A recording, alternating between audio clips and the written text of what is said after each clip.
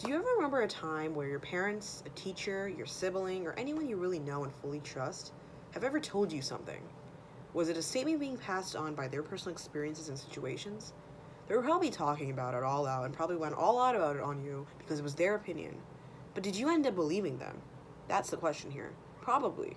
And this is because the person that you're thinking of right now is either really close to you and you really trust them a lot fully, and so you remember things that they say and you pay attention really closely on what they say and what they do. We often pass our own judgments towards other people because we believe in them. We commonly judge how valid a claim is being said based on our personal beliefs instead of examining the argument at its natural state. Now, the genetic fallacy can have an impact on the way a person thinks and speaks since they are believing another person's statement.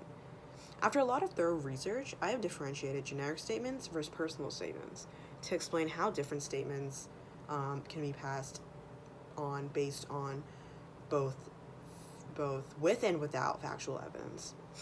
These examples can help know the difference between normal statements versus genetically modified statements from certain types of people. So today I'll be explaining what genetic fallacy really is, since sometimes it really confuses a lot of people, and most people can't really differentiate genetic fallacies from general fallacies. So I will now mention how the genetic fallacy can create problems with communication and also how to overcome the fallacy when speaking to certain individuals. So, although the genetic fallacy may sound like it has something to do with families and the history of a person's genetics, it's quite the opposite. And it is a certain type of logical fallacy where an argument is shown where it comes from. So, I'm going to start off by getting more in depth of what genetic fallacy really is and give you some clear-cut examples to help you understand the topic. So to start off, softschools.com, an incredibly educational website, gives examples of how genetic fallacy can really be seen. It generally starts with someone told me, so I believe this. The person saying the statement may not even realize what they're talking about. And this is just because they believe someone else's opinion. More specific examples include, my parents told me that Santa exists. Therefore, Santa definitely exists. Or even, my pediatrician's overweight, so I'm obviously not going to believe anything he says because he's overweight. Why would I listen to him? Now, this example is mentioned and can be seen as a self-proclaimed fallacy and or prediction. Just because a pediatrician's overweight doesn't mean he's not considered to be a doctor, but it's the person believing the situation differently. Another source that mentions great examples of the genetic fallacy is the ses.edu. In this article, Thomas McCuddy explains a great amount of information regarding why genetic fallacy is used and how it's used. For example, a parent yelling at their child to clean their room, but the child talks back and says, when the parent says, go clean your room, but the child simply answers back with, your room's messy too, you should clean it too.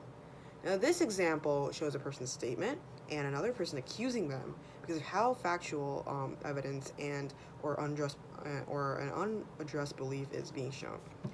Now that you probably understood how to actually identify genetic fallacy, this leads me to my next point, which is how genetic fallacy creates problems within communication.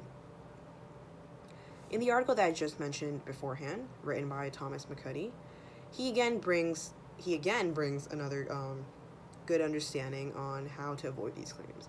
He mentions not to confuse someone's motivations with their claims. Just because they want to do something and say it does not mean you have to believe them and you have to stick to them. He also explains how confusing someone's lack of experiences as a reason to reject their argument.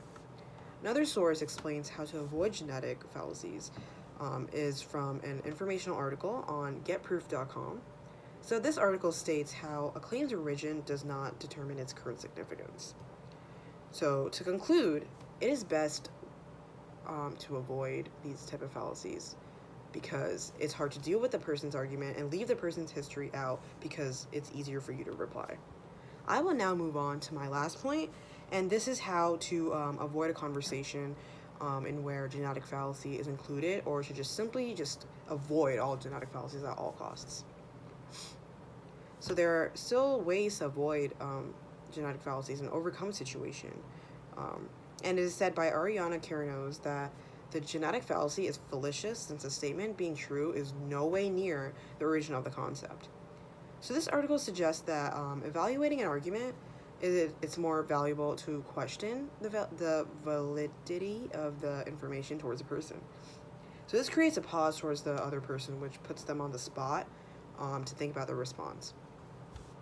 So overall, all I'm trying to say is paying attention to how true and valid a claim is being said benefits immensely. And this is because many people, a lot of people, don't really have an idea of what genetic fallacies really are. I know I didn't before I read everything when I researched the topic about it, and they don't know how to avoid them or how to overcome them if someone is put into a situation. So to summarize, always pay attention to how valid a claim is being said or passed by, and to leave the person's history out of the reply if you are giving it to them. And no genetic fallacy is based on ineffective evidence. There is no evidence, and it's just opinion based. So I hope you learned something about the genetic fallacy. And now that you're more aware of what to say and how to convey your statements, I hope you use that within your life. And thank you so much for listening.